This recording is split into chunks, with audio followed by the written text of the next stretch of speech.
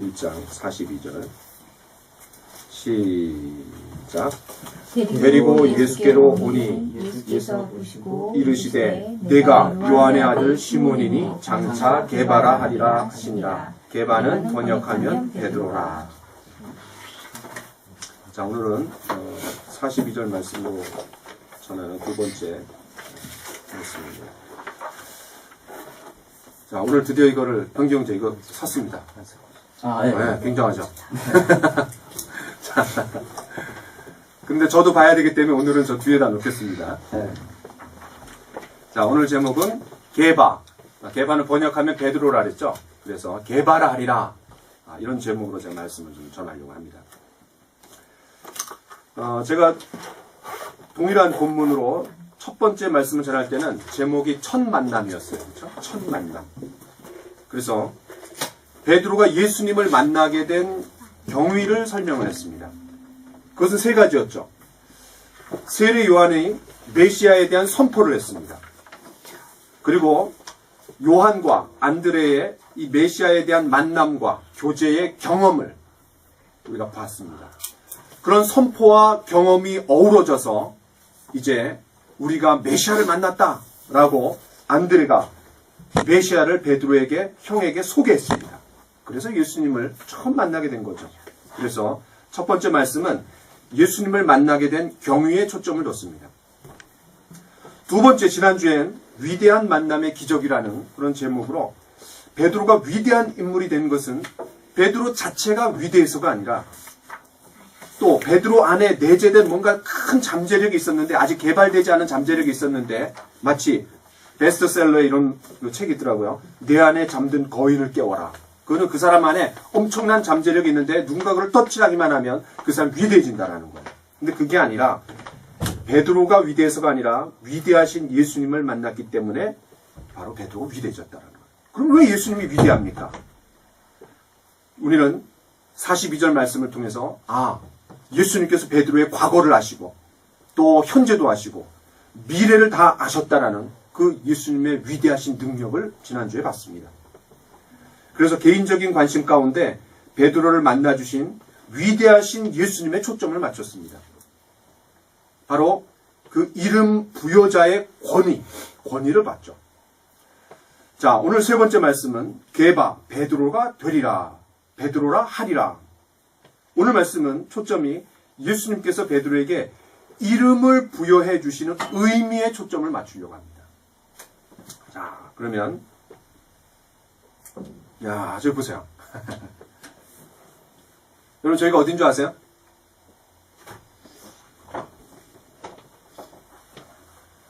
여러분이 보고 있는 사진은 학교입니다. 1886년 11월에 지어져서 올해 130주년 기념 행사를 가졌습니다. 우리나라 최초의 근대 여성 전문 교육기관인 이화학당입니다. 이화여자대학교예요. 두 번째 그림 보겠습니다. 저기에 계신 어떤 그 부인이 있는데, 그분은 미국 감리교 선교사로서 나이가 50이 넘어서 자기의 아들 의사 부부를 데리고 한국에 들어오신 그런 선교사입니다. 1885년 4월 5일 날 아펜젤러와 언더우드가 들어왔다 그랬는데, 이후에 한 달, 두 달 있다가 저분이 들어오셨어요. 그러니까 굉장히 초기 선교사입니다. 아주 초기. 1886년 11월에 문을 열었는데 1887년 2월, 그러니까 한 3개월 정도 있다가 우리나라의 왕이었던 고종 임금이 이화학당이라는 이름을 주었습니다. 이는 배나무 이자고 화는 꽃 화자입니다. 그래서 그 지역 자체에 배나무 꽃이 그렇게 많았나 봐요. 그래서 이화, 그 의미가 백꽃같이 순결하고 아름다우며 향기로운 열매를 맺으라 라는 뜻으로 이화학당이라는 이름을 직접 왕이 주었습니다. 자, 저 꽃이 백꽃이래요. 예쁘더라고요. 저는 처음 봤습니다. 백꽃. 이렇듯 건물이나 또 사람이나 이름이 있습니다. 특히 사람의 이름은 자신이 누구인지를 정확하게 드러내주는 장치입니다. 자신의 정체성을 담는 그릇이라고 할 수 있죠. 오늘 본문에 보면 예수님께서 안드레의 형제 시몬에게 새로운 이름을 부여해 주십니다. 시몬에서 게바는 아람어예요. 그 당시에 이 이스라엘이 아람어를 썼어요. 그래서 게바는 아람어고 베드로는 그리스어로 그 의미는 같습니다. 돌이라는 뜻이에요. 돌. 그렇다면 예수님께서 시몬에게 이름을 부여해 주셨는데 그 이름을 주신 것의 의미가 뭔지를 저는 오늘 두 가지를 통해서 보려고 해요. 자, 첫 번째는 새로운 관계로 들어간다라는 의미입니다. 새로운 관계로 들어간다. 여러분 42절을 보십시오. 예수께서 보시고 이르시되 내가 요한의 아들 시몬이니, 이거는 아버지가 요한임을 말해줍니다.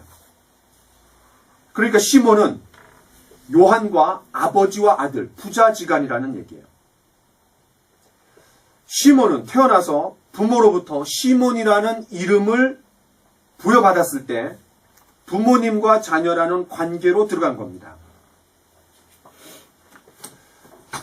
우리 딸 은선이는 이름이 아주 예쁜데 누가 지어줬어요? 그거 봐요. 야, 누가 지어줬는지 이름을 기억해요. 그 이름은 저의 멘토이신 홍성철 목사님께서 지어주신 이름입니다. 그 둘째 딸의 이름이 은선인데 그 이름을 직접 그 은선이한테 또 주신 거예요. 그래서 우리 은선이는 홍 목사님 하면 내 이름을 지어주신 분이라는 아주 특별한 관계가 이미 맺어져 있습니다. 은선이는 아마 죽을 때까지 홍성철 목사님 잊지 못할 거예요. 홍 목사님도 마찬가지겠죠. 이화합당이라는 이름이 당시 조정, 왕인 고종과의 특별한 관계임을 나타내 주었듯이 예수님께서 시몬에게 장차 게바라 하리라, 베드로라 하리라 라면서 이 베드로라는 새 이름을 주셨을 때는 그 두 사람은 특별하고 새로운 관계로 들어갔다라는 것을 우리에게 얘기해 줍니다. 그 앞에 네가 요한의 아들 시몬이니 장차 게바라 하리라. 그러니까 그걸 우리가 비교해 볼 때 완전히 대조된다는 걸 알 수 있어요. 그렇죠? 시몬과 게바, 베드로 완전히 대조되는 거예요. 지금. 좀 더 그 의미를 살펴보면 베드로는 더 이상 요한과의 관계에만 머무르지 않는다라는 거예요.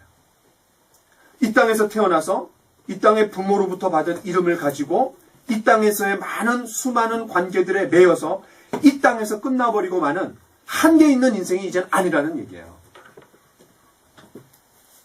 하늘에서 오신 분, 온 세상을 창조하신 분, 베드로의 과거와 현재와 미래를 다 아시는 분, 온 인류를 구원하시기 위해서 오신 분과의 아주 특별하고 새로운 관계로 들어간 겁니다. 비록 베드로가 이 땅에서 살고 있지만 주님께서 계신 영원한 하나님 나라를 본향으로 삼는 하나님의 생명책에 기록된 영원한 이름을 갖게 된 겁니다. 새로운 차원으로 바뀐 거죠. 새로운 존재로, 새로운 신분으로 바뀌었습니다. 왜? 예수님과 맺어진 관계 때문에 그렇습니다. 여러분 성경에도 이름이 바뀌면서 하나님과 새로운 관계로 들어간 사람이 많이 있습니다. 여러분 성경에서 이름이 바뀐 경우로 한번 예를 들어보세요. 어떤 경우가 있어요? 원래 자기 이름이었는데 바뀐 경우. 뭐가 생각나요? 네, 오늘 그냥 케이크를 만들어 놓은 평화. 성경에서 이름이 바뀌는 사람 기억나는 게 있어요? 사울? 누구로 바뀌었어요? 사울이. 바울로. 네. 또 여러분 기억나시는 분 있으세요? 자, 한번 보겠습니다. 자, 사울이 바울로 바뀌었죠? 사울이라는 뜻은 ask, 구하다라는 뜻이에요. 또 큰 자라는 뜻이에요. 그런데 바울은 작은 자라는 뜻입니다. 자, 그 다음 또 여러분 요셉이 있죠? 요셉, 그 사도행전 5장에 4장에 나오는 요셉이 있는데 그 요셉이 다른 사람들을 위로하고 격려하는 일을 많이 하니까 사도들이 위로의 아들 바나바라는 이름을 주어줬고 우리는 바나바로 익숙하게 알고 있습니다. 그렇죠? 그 다음에 여러분 아주 또 대표적인 사람이 있어요. 야곱. 야곱은 어떤 사람이냐? 발 뒤꿈치를 잡은 자라는 뜻이에요. 무슨 말이야? 에서랑 야곱이 한 날 태어났는데 그 형 발꿈치를 잡고 태어났다라는 거예요. 동시에 태어났으니까. 그래서 속이는 자라는 뜻도 있습니다. 그런데 그가 이스라엘이라는 이름을 받았습니다. 그 중요한 거는 그 시점이에요. 언제 이스라엘이라는 이름을 받았어요? 천사와 싸워서, 다시 말해서 하나님과 싸워서 이겼을 때, 이 이스라엘이라는 이름은 그 뜻 자체가 하나님과 겨루어 이겼다라는 뜻이에요. 여러분, 에서를 만나기 전에 이제 맞아 죽을지도 모르는 그 과거의 일 때문에 그냥 떨면서 자기의 아들들을, 시종들을 먼저 보내고 선물들을 보내고 그 다음에 자기의 와이프를 보내고 마지막에 자기가 마지막에 남아갖고 그냥 하룻밤 내내 하나님과 씨름하면서 환도뼈가 그냥 골절을 당하고 그때 얻은 이름입니다. 하나님과 특별하고 새로운 관계로 들어갔음을 나타내주는 아주 대표적인 신뢰가 있습니다. 그 신뢰는 바로 아브라함과 사라입니다. 자, 이거 한번 볼까요? 자, 여러분 저기 말씀 한번 읽어봅시다. 아브라함과 사라 첫 번째 말씀 시작. 이제후로는 내 이름을 아브람이라 하지 아니하고 아브라함이라고 하리니 이는 네가 너를 여러 민족의 아버지가 되게 함이니라. 창세기 17장 5절이에요.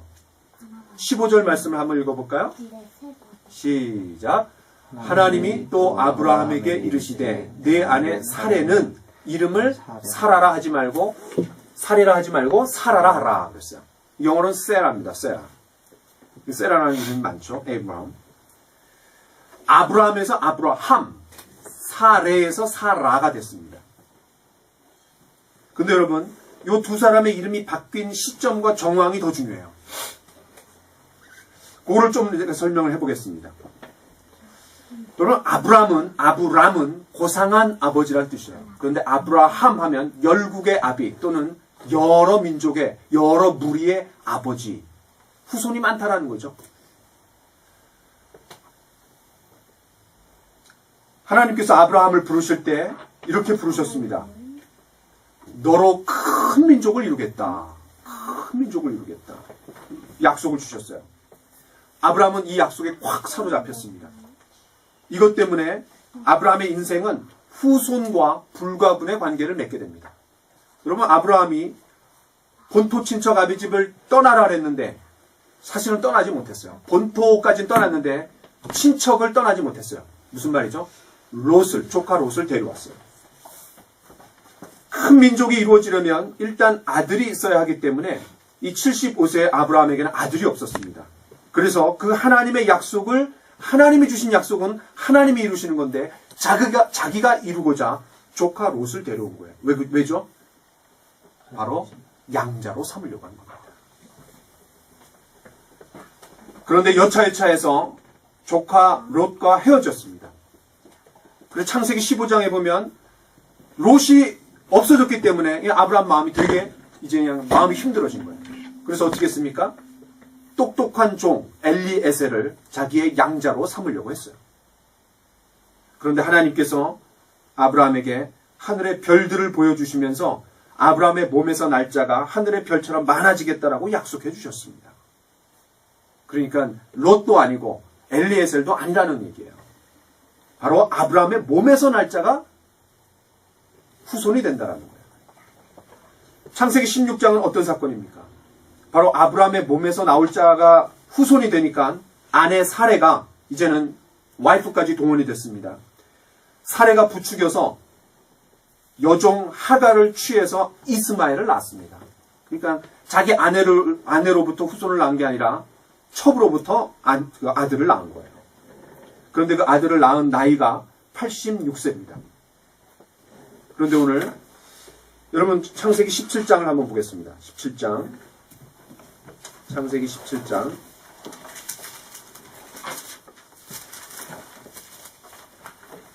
네, 창세기 17장 1절. 우리 같이 한번 읽어볼까요?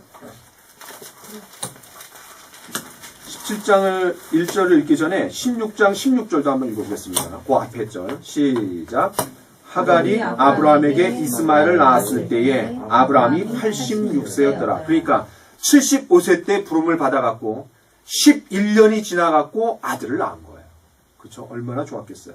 자, 자, 17장 1절 같이 읽읍시다. 시작.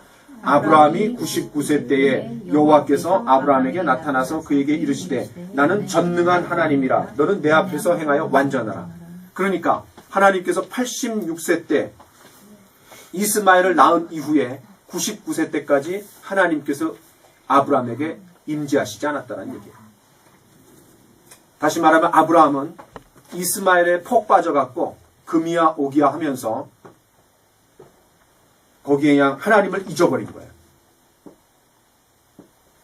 그런데 99세 때 하나님 나타나서 나는 전능한 하나님이라. 무슨 말이야? 야, 내가 너한테 아들 줄 수 있어. 그렇게 비정상적인 방법으로 후손을 얻는 건 잘못된 거야. 라고 얘기하시는 거예요. 그러면서 너는 내 앞에서 행하여 완전하라. 회개하라. 이런 말이죠. 네가 지금 인간적인 방법을 취해갖고 아들을 얻은 거다. 그런 방법으로는 내가 너를 통해서 역사하지 않는다. 나를 신뢰하라. 난 전능한 하나님이다. 라는 얘기예요. 그러면서 언약을 맺습니다. 그게 할례예요. 언약이 할례. 아마 이 할례의 언약 후에 아브라함은 하루에도 몇 번씩 하나님의 약속을 상기할 수밖에 없어요. 화장실 갈 때마다. 그죠? 바로 이때 주어진 게 바로 이름이 바뀌었습니다. 그러니까 여러분 17장은 아브라함의 인생에서 굉장한 전환점이 되는 거예요. 하나님과 새롭고 특별한 관계로 다시 들어가는 거예요. 믿음의 관계로, 신뢰의 관계로, 전능하신 하나님을 믿는 신뢰의 관계로 다시 들어가는 거예요. 바로 자기 방법과 노력이 다 포기되었을 때 그때 이름이 바뀐 겁니다. 인간적으로 생물학적으로 도저히 후손을 가질 수 없는 나이지만 하나님께서 아들을 주시겠다라고 약속한 거예요. 그러면서 이름을 바꿔주신 거예요. 여러분 17장 19절을 우리 읽어봅시다. 17장 19절 시작. 하나님이 이르시되 아니라 내 아내 사라가 내게 아들을 낳으리니 너는 그 이름을 이삭이라 하라. 내가 그와 내 언약을 세우리니 그의 후손에게 영원한 언약이 되리라. 이름을 이미 주셨어요. 이미 태어나기 전인데 이름을 주셨어요. 그 이름이 이삭이에요. 영어로는 아이삭이죠. 아이삭. 그런데 히브리어로는 이츠악입니다. 이츠악. 이게 무슨 말이냐면 웃음이란 뜻이야. 웃음. 왜 웃음이죠? 아브라함도 웃었고. 만약 99세에 무슨 아들을 낳아요. 또 사라 89세. 지금 생리가 끊어져갖고 더 이상 애를 가질 수 없는데 하나님이 애를 주신다고 하니까 아유 말도 안 돼. 그러면서 웃었어요. 비웃었어요. 근데 그 비웃음이 이름이 됐어요. 그러니까 아브라함과 사라는 이삭이라는 이름을 부를 때, 얘 이삭아 빨리 와 가자. 그럴 때마다 이삭을 부를 때마다 자기의 믿음 없었음 그리고 하나님의 전능하심을 매일 매 순간 기억할 수밖에 없었던 거예요. 여러분 우리도 마찬가지입니다. 저와 여러분에게 이름이 있습니다. 각자 이름이 있어요. 그런데 우리가 예수님과 새로운 관계를 맺게 될 때 그것은 마치 삶이 새롭게 시작되는 것과 같습니다. 여러분 새로운 사람이 되기 때문에 새로운 이름이 필요한 거예요. 그 이름이 무엇입니까? 저와 여러분들은 그리스도인입니다. 그리스도인. 여러분 그리스도인의 뜻이 뭡니까? 그리스도를 따르는 사람이란 뜻이에요. 그리스도의 추종자라는 뜻이에요. 그리스도를 닮아가는 자라는 뜻이에요. 예수쟁이라는 뜻이에요. 작은 예수라는 뜻이에요. 우리는 가톨릭처럼 세례를 받았을 때 세례명을 받지 않습니다. 우리 고유의 이름을 가져요. 그러나 그 이름도 중요하지만 우린 그리스도인입니다. 그리스도인. 육신적으로도 엄마 뱃속에서 태어난 날, 또 생일이 있듯이 우리도 영적으로 다시 태어난 날이 있습니다. 그때부터 우리는 그리스도인이 되는 겁니다. 왜 그렇죠? 예수님과 특별하고 새로운 관계로 들어갔기 때문에 그렇습니다. 그 결과 우리는 하나님의 자녀가 됩니다. 그때부터 우리는 주님과 동행하는 삶을 살기 시작합니다. 예수님이 우리 마음 가운데 들어오셨을 때 그분께서 우리를 다스리시고 통치하시면서 우리와 동행하십니다. 새로운 관계로 들어가는 거예요. 자, 이제 두 번째. 예수님께서 시몬에게 게바, 베드로라는 이름을 부여하신 두 번째 의미가 무엇입니까? 자, 보겠습니다. 돌보아 주신다라는 뜻이에요. 돌보아 주겠다라는 뜻이에요. 예수님께서 시몬에게 베드로라는 새 이름을 부여해 주신 것은 특별하고 새로운 관계로 들어갈 뿐만 아니라 그를 특별하게 돌보시겠다는 뜻이에요. 여러분 창세기 2장으로 가보겠습니다. 창세기 2장. 창세기 2장 19절 20절을 같이 한번 읽어볼까요? 창세기 2장 19절 20절 시작. 여호와 하나님이 흙으로 각종 들짐승과 공중의 각종 새를 지으시고 아담이 무엇이라고 부르나 보시려고 그것들을 그에게로 이끌어 가시니 아담이 각 생물을 부르는 것이 곧 그 이름이 되었더라. 아담이 모든 가축과 공중의 새와 들의 모든 짐승에게 이름을 주니라. 거기까지. 그러면 아담이 한 일이 뭡니까? 에덴 동산을 하나님께서 잘 다스리라 그랬어요. 하나님께서 창조하신 모든 피조물들을 하나님께서 위탁하셨어요. 아담에게. 그 첫 번째 일이 뭐냐? 바로 하나님께서 흙으로 각종 생물들을 지으시고 아담의 눈앞에 딱 갖다 놨을 때 아담이 그 특징을 잡아내서 이름을 붙였던 거예요. 이 아담은 청지기로서, 대리자로서 그 생물들을, 하나님이 창조하신 피조물들을, 자연 만물을 잘 돌보고 관리해야 될 책임이 있었습니다. 잘 돌보고 관리하기 위해서 생물들에게 이름을 또 붙여준 거예요. 그럼 잘 관리하려면 이름이 있어야 돼요. 우리가 라벨을 붙이잖아요. 그죠? 어떤 물건들에. 왜 그래요? 빨리 찾고, 빨리 명령하고, 빨리 확인하기 위해서, 관리하기 위해서. 여러분, 고대 시대에는 오늘날처럼, 오늘날과는 다르게 이 이름이라는 의미는 전 인격을 대표했습니다. 여러분, 예수님의 이름의 뜻이 뭐예요? 예수, 지저스. 자기 백성을 죄에서 구원할 자라는 뜻이에요. 그 이름에 굉장한 의미가 있습니다. 여러분 잘 알고 계시듯이 니고데모, 니고는 니카오, 빅토리라는 뜻이에요. 데모는 people. 그래서 백성의 승리자라는 뜻이에요. 모든 이름에는 의미가 있고 그 부모가 굉장한 의미를 담겨주면서 그런 사람처럼 되라라는 뜻이 있습니다. 전 인격을 대표하는 거예요. 여러분 요한복음 1장 12절에 우리가 잘 아는 말씀이 있습니다. 영접하는 자 곧 그 이름을 믿는 자들에게는 하나님의 자녀가 되는 권세를 주셨으니. 여러분 성경 이렇게 쓸 수 있어요. 영접하는 자 곧 하나님을 믿는 자에게 이렇게 쓸 수 있어요. 그런데 뭐라 하냐면 영접하는 자 곧 그 이름을 믿는 자라 했어요. 무슨 말이죠? 그 이름을 믿는다는 게 뭐예요? 하나님의 전 존재를 그분을 신뢰한다는 걸 얘기합니다. 때문에 예수님께서 시몬에게 베드로라는 단순한 이름을, 새 이름을 주신 정도가 아니라 그 새 이름에 걸맞는 존재로 바꿔주시기 위해서 친히 손에 끌과 정과 망치를 가지고 다듬어 가시겠다라는 거예요. 지난번에 우리가 보았던 것처럼 다비드상이 미켈란젤로의 손에서 빚어진 것처럼 예수님께서 이 베드로를 견고한 반석으로, 튼실한 반석으로, 묵직한 반석으로, 거기다가 교회라는 건물을 세울 수 있을 만큼 널찍하고 묵직하고 견고한 돌이 되도록 아주 섬세하게 돌보시겠다라는 거예요.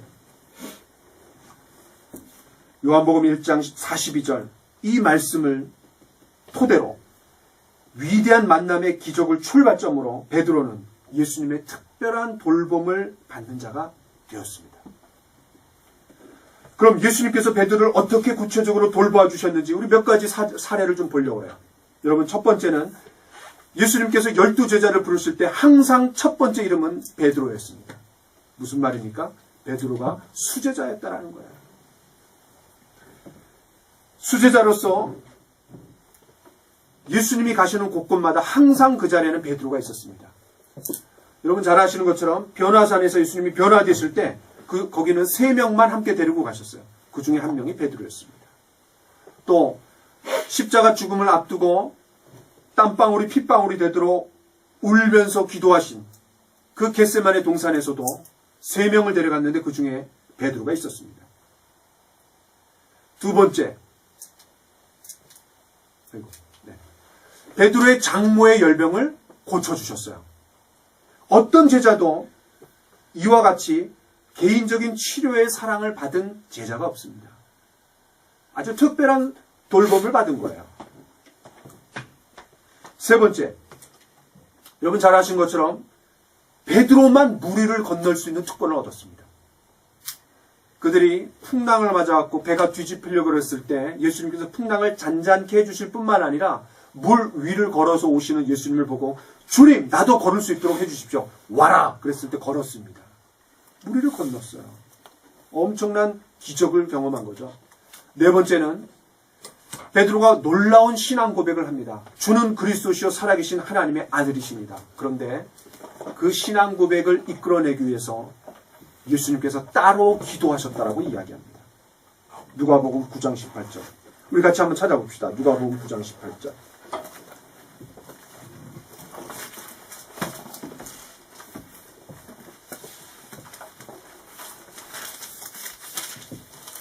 자, 누가복음 9장 18절입니다. 같이 한번 읽어봅시다. 시작. 예수께서 따로 기도하실 때에 제자들이 주와 함께 있더니 물어 이르시되 무리가 나를 누구라 하느냐. 따로 기도하셨다. 이런 놀라운 신앙 고백은 예수님께서 베드로를 위해서 따로 기도하신 결과였습니다. 또 특별하게 돌봐주신 증거가 있습니다. 그것은 아주 호된 책망을 받으셨어요. 이 베드로는 예수로부터 아주 호된 책망을 받았어요. 자, 여러분 마태복음 16장으로 가봅시다.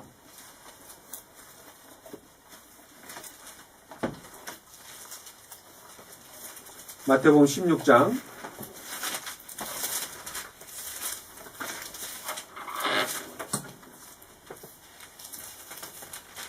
자, 21절을 같이 한번 읽어봅시다. 16장 21절 시작.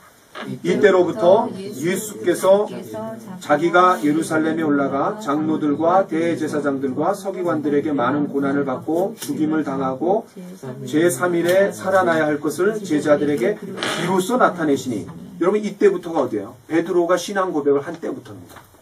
그때부터 예수님께서 십자가에 죽으시고 부활하실 것을 얘기했다라는 거예요. 자, 22절 같이 한번 읽어봅시다. 시작.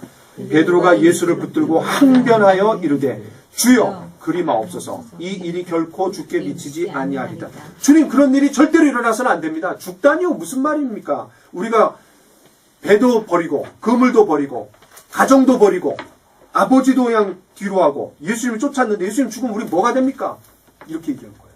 그때 예수님 뭐라 그러는지 23절 같이 읽어봅시다. 시작. 예수께서 돌이키시며 베드로에게 이르시되 사탄아 내 뒤로 물러가라. 너는 나를 넘어지게 하는 자로다. 네가 하나님의 일을 생각하지 아니하고 도리어 사람의 일을 생각하는도다 하시고. 이야, 누가 여러분에게 야 이 나쁜 놈아 뭐 이렇게만 해도 기분 나쁜데 야 이 사탄아 이러면 야 이 최고의 저주예요. 그런데 예수님께서 베드로에게 사탄아 라고 얘기한 거예요.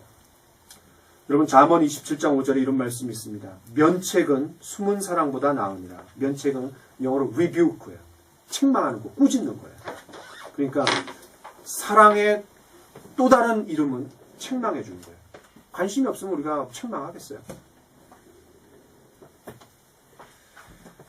그 다음 6번째 봅시다.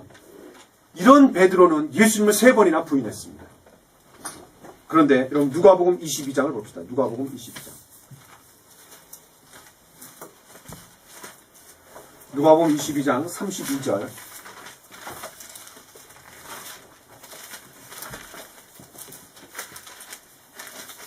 자, 누가복음 22장 32절 같이 한번 읽어보겠습니다. 시작.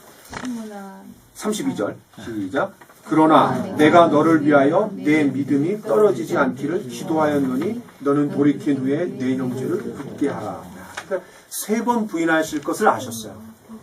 근데 그걸 여러분 어떤 사람이 배신할 걸 알면은 그 사람하고 말도 섞기 싫고 그 사람 보기도 싫을 거예요. 그런데 예수님께서 사랑하셨고 이름도 주셨고 특별한 관계를 맺으셨고 돌보아 주셨고 훈련시켜 오셨기 때문에 포기할 수 없어요. 그래서 그 베드로의 회복을 위해서 기도하셨다는 거예요. 여러분 누가복음 22장 그 뒤에 61절을 같이 읽어보겠습니다. 자, 같이 한번 읽어볼까요? 61절 시작. 주께서 돌이켜 베드로를 보시니 베드로가 주의 말씀 곧 오늘 닭 울기 전에 네가 3번 나를 부인하리라 하심이 생각나서 밖에 나가서 심히 통곡하니라. 무슨 말이야? 그 예수님이 예언하신 대로 3번 부인했습니다. 그런데 그 3번 부인하자마자 닭이 울었을 때 예수님과 눈이 딱 마주쳤어요. 야, 여러분 그 상황을 한번 상상해 보세요. 얼마나 마음이 뜨끔했겠어요. 그런데 그 예수님의 눈빛은 정죄의 눈빛이 아니라 베드로를 조건 없이 사랑해 주시는 사랑과 긍휼의 눈빛이었습니다. 우리가 그 이후의 배경을 살펴볼 때 정죄의 눈빛이 아니었다는 거예요. 그 다음, 자, 여러분 마가복음 16장 7절을 보겠습니다. 마가복음 16장 7절. 예수님께서 부활하셨어요. 그런데 막달라 마리아와 여러 여자들이 그 예수님의 죽으신 굴로 장사 지낸 곳으로 무덤으로 갔어요. 근데 그때 흰옷 입은 천사가 나타나서 예수님이 여기 계시지 않다. 그리고 예수님께서 너희들에게 전하는 말씀이 있다. 라는 말을 전해줘요. 자, 7절을 같이 한번 읽어보겠습니다. 7절. 시작. 가서 그의 제자들과 베드로에게 이르기를 예수께서 너희보다 먼저 갈릴리로 가시나니 전에 너희에게 말씀하신 대로 너희가 거기서 배우리라 하라 하는지라. 그 예수님이 전한 말씀을 전해줬어요. 그런데 여기서 주목해 볼 것은 이렇게 말할 수 있어요. 가서 그 제자들에게 이르기를 이렇게 할 수 있어요. 근데 어떻게 했죠? 그 제자들과 베드로에게 이르기를. 베드로를 특별히 유독 언급했어요. 왜 그랬을까요? 베드로가 3번이나 예수님 부인했기 때문에 얼마나 좌절하고 힘들어했겠어요. 그 베드로를 격려하고 그 베드로에게 애틋한 사랑을 남달리 표현하신 거예요. 그 청년의 말대로 제자들은 예수님을 만나기 위해서 갈릴리로 갔습니다. 고기 잡으러 간 게 아니에요. 옛 직업으로 간 게 아니에요. 이 말씀 때문에 갈릴리로 간 거예요. 근데 아직 예수님 못 만났으니까 고기나 잡으러 가자. 그럼 고기를 잡았는데 하루 종일 고기를 잡았는데 한 마리도 못 잡았어요. 그래서 여러분 지난번에 우리가 요한복음 21장에서 본 것처럼 바로 그들에게 만선의 기쁨을 주셨고 또 추워서 벌벌 떨고 있었을 때 숯불을 피워주셨고 또 허기진 배를 채워주기 위해서 떡과 생선을 구워서 조반을 지어주셨습니다. 얼마나 특별한 관심이고 돌봄입니까? 가장 압권이 뭡니까? 예수님께서 베드로를 돌보셨다라는 가장 압권은 예수님께서 베드로와의 대화를 나누시면서 그 이후에 3번이나 사명을 주신 겁니다.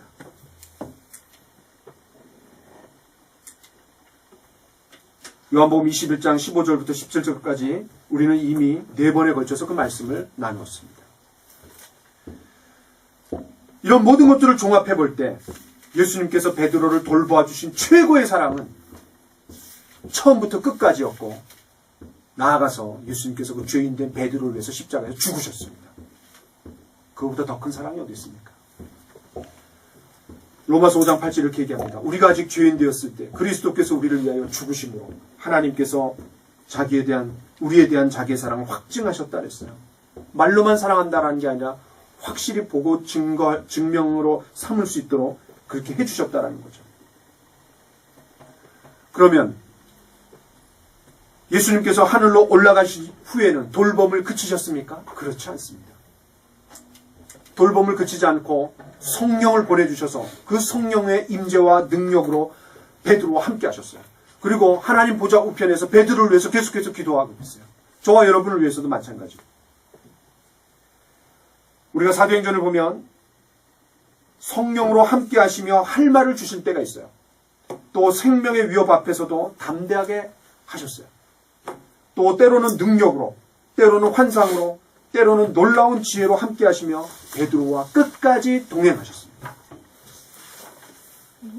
이처럼 예수님께서 베드로를 조건 없는 사랑으로 대하시며 돌보아 주셨습니다. 사랑하시되 끝까지 사랑하신 거죠. 베드로를 조건 없는 사랑으로 돌보시고 그런 예수님이라면 저와 여러분도 사랑으로, 능력으로, 지혜로 우리를 돌보실 수 있는 분이라는 거죠. 이제 말씀을 좀 마무리하려고 합니다. 자, 여러분 이분이 누군지 아세요? 피스? 누군지 아세요? 기억나요? 아니요. 근데 무슨 아는 것처럼. 변경제 누군지 혹시 아세요? 네, 저분이 저 유명한 사랑의 원자탄이라고 불리는 손양원 목사님입니다. 저는 손양원 목사님의 이야기를 잠깐 하고 마치려고 해요. 여러분, 전라남도 여수에 애양원이라고 불리는 나환자촌이 있습니다. 우리는 문둥이라 그러죠. 한센병이라고 그러죠. 저는 그 결혼하기 전에 그 청년 시절에 저기 전라남도에 있는 우리가 흔히 알고 있는 나환자촌이 어디 있죠? 소록도. 네, 소록도에 제가 4박 5일 청년부 수련회를 간 적이 있어요. 한평생 애양원에서 나환자들을 목회를 하다가 공산당에 의해서 순교를 당하신 분입니다. 저는 그분에 대한 일화 중 2가지가 늘 기억에 남고 가장 감동이 돼요. 자, 여러분 한번 보세요. 야, 굉장하죠? 저는 소록도에 가서 직접 저런 사람들 봤어요. 와, 너무 무서워요. 그런데 그분들이 예수님을 참 사랑하는데, 왜냐하면 주님을 만날 때 새로운 몸으로 변화될 것을 참 기다려요, 저분들은. 그런데 저분들은 손을 잡고 또 안아주고 기도해주고 제가 이제 그랬습니다. 굉장히 무서웠던 기억이 있어요. 이 손양원 목사님은 하루의 대부분을 나환자들의 친구요 또 아버지로 살았다고 합니다. 특별히 14호실에는 간호사들도 들어가기 싫어하는 중증 나환자 방이 있었대요. 이 손양원 목사님은 자청해서 거기를 자주 들어가셨습니다. 얼굴이 일그러지고 손가락과 발가락이 없는 그들의 몸에서는 진물이 뚝뚝뚝뚝 떨어져요. 몸에서는 지독한 냄새가 풍겼습니다. 그럼에도 그들을 꼭 안아서 기도해 주었다고 합니다. 그러면서 이렇게 말했대요. 야, 차라리 나도 너희처럼 이런 병이 들어서 마음 놓고 이런 데서 함께 살았으면 좋겠다. 야, 어떻게 그런 표현을 하겠어요. 자, 여러분 사진을 하나 더 볼까요? 어떤 남자 환자가 다리에 상처가 났는데 아무리 치료를 해도 낫지를 않으니까 어디 보자 하면서 그 상처에 입을 대고 고름을 빨았다는 거예요. 왜냐하면 이 나병에 사람의 침이 약이 된다라는 소리가 있어서 그렇게 했다라는 거예요. 놀랍죠? 또 하나의 에피소드가 있습니다. 자, 여러분 사진을 보세요. 그분에게는 2 아들이 있었어요. 동인과 동신, 손동인, 손동신. 이 2 아들은 아버지의 신앙을 물려받아서 아주 독실한 그리스도인이었습니다. 하나는 고등학교에, 하나는 중학교에. 그런데 1948년 10월 19일 여수 반란 사건 때 좌익 학생 리더인 안재선이라는 사람이 이 2 아들을 총살해버렸습니다. 자, 저기 가운데 있는 사람이 안재선이에요. 안재선. 애양원 사람들은 손양원 목사님 2 아들이 죽었다는 소식에 놀랐고 그들을 더 놀랍게 만든 것은 손양원 목사님이 아들을 죽인 원수 청년 안재선을 양자로 삼겠다라는 결정을 내린 거예요. 저 사진은 손양원 목사님이 장례를 치르는 날 그 아내와 또 안재선 2 아들을 죽인 원수를 아들로 삼았어요. 그리고 2 딸, 그리고 안고 있는 아들. 그 소식을 들은 저 사진의 제일 오른편에 있는 큰 딸이 동희입니다. 동희, 손동희. 이렇게 울면서 말했다고 해요. 아버지, 용서하면 용서했지 아들로 삼는다라는 말이 무슨 말입니까? 아버님이 그놈을 아들로 삼으시면 나에게는 오빠가 된다라는 말인데 내 2 오빠를 죽인 원수가 어떻게 내 오빠가 된다는 말입니까? 하늘나라에 이런 일은 있을 수 없습니다. 아버지 제발 이러지 마세요. 이렇게까지 하지 않으면 예수를 못 믿습니까? 라면서 막 울부짖었다고 합니다. 그때 손양원 목사님이 이렇게 말했습니다. 동희야, 성경 말씀을 잘 보아라. 성경 말씀에 원수를 사랑하라고 했다. 용서만 가지고서는 안 된다. 원수를 사랑하라고 했기 때문에 아들로 삼아야 되지 않겠냐. 바로 이것이 특별하고 새로운 관계로 들어간다라는 것이고 그 관계에 대해서 책임지고 끝까지 돌보고 사랑한다라는 실제입니다. 예수님께서 베드로를 그렇게 하셨듯이 예수님을 만난 사랑의 화신인 예수님을 만난 손양원 목사님도 그렇게 하셨습니다. 저와 여러분도 주님께서 우리에게 새로운 이름을 주실 뿐만 아니라 우리를 사랑하시고 끝까지 돌보시고 그렇다면 우리도 우리에게 맡겨진 영혼들, 우리에게 맡겨진 주님께서 붙여주신 사람들에 대해서 손양원 목사님처럼 예수님처럼 그렇게 해야 되지 않겠습니까?